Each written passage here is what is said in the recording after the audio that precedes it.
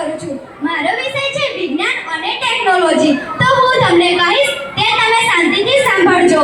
વિજ્ઞાન જ સત્ય છે, વિજ્ઞાન જ વિકાસ છે. આજનો યુગ વિજ્ઞાન અને ટેકનોલોજીનો યુગ છે. વિજ્ઞાનની અવનવી શોધો અને સિદ્ધિઓ થઈ રહી છે. આ શોધે આપણા જીવનમાં અમૂલ્ય ક્રાંતિ સર્જી છે.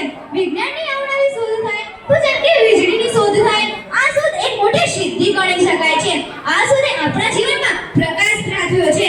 એવું માની શકાય છે કે આ શોધ ના થઈ હોય તો આપણું જીવન અંધકારમય હોય. મોટર, આગગાડી અને વિમાન જેવા સાધનોથી આપણે એક જગ્યાએથી બીજી જગ્યાએ ઝડપીથી સવારી કરી શકીએ છીએ. તો જ્યારે કે મોબાઈલ, ટેલિફોન, ફેક્સ જેવા સાધનોથી આપણે સંદેશાની આપ-લે પણ લઈ શકીએ છીએ.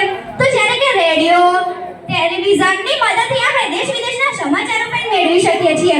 વિજ્ઞાન અને ટેકનોલોજીની અવનવી શોધને કારણે દેશ-વિદેશમાં થતી હલચલની તુરંત માહિતી મેળવી શકીએ છીએ. એસી અને પંખા જેવા સાધનોથી આપણે ગરમીમાંથી રાહત પણ મેળવી શકીએ છીએ. કોમ્પ્યુટર દ્વારા અત્યંત કાર્યો પણ ઝડપીથી કરી શકીએ છીએ. સમય અને જગ્યાની બચત પણ થઈ શકે છે.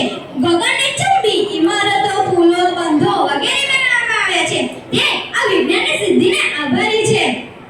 દવાઓ અને શસ્ત્રક્રિયાની અત્યંત શોધને લીધે આજે દર્દીઓને જીવનલેણ રોગોથી બચાવી શકીએ છીએ. શીતળા જેવો રોગ પણ નાબૂદ થઈ ગયો છે. ખેતીના સાધનો, રાસાયણિક ખાતરો, સુધારેલા બિયારણો, જંતુનાશક દવાઓ અને સિંચાઈની સગવડને લીધે આજે ખેત ઉત્પાદન વધારી શકાયું છે. અવકાશયાન દ્વારા માનવી પણ આજે ચંદ્ર પર જઈ શક્યો છે. એક સામાન્ય માણસ પણ આજે રાજા મહારાજા જેવી જિંદગી જીવે છે.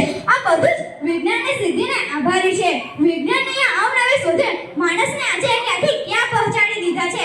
પહેલાના જમાનામાં તો માનવી એક જગ્યાએથી બીજી જગ્યાએ જવું હોય તો પગપાળા જતા હતા અને અત્યારે તો એક જ મિનિટમાં પહોંચી જાય છે અને અમુક દેશોમાં પણ ઝડપીથી પહોંચી જતા હશે. અવકાશયાન દ્વારા માનવી પણ આજે ચંદ્ર અને મંગળ પર પણ જઈ શક્યો છે. ભવિષ્યમાં તે ઘર બાંધે તો નવાઈ નહીં. જેમ એક સિક્કાની બે બાજુ હોય છે તેમ વિજ્ઞાનના પણ આપણને અનેક લાભોથી ગેરલાભ પણ થાય છે. આ વિજ્ઞાનની અવનવી શોધે આપણા જીવનને જોખમમાં મૂકી દીધું છે.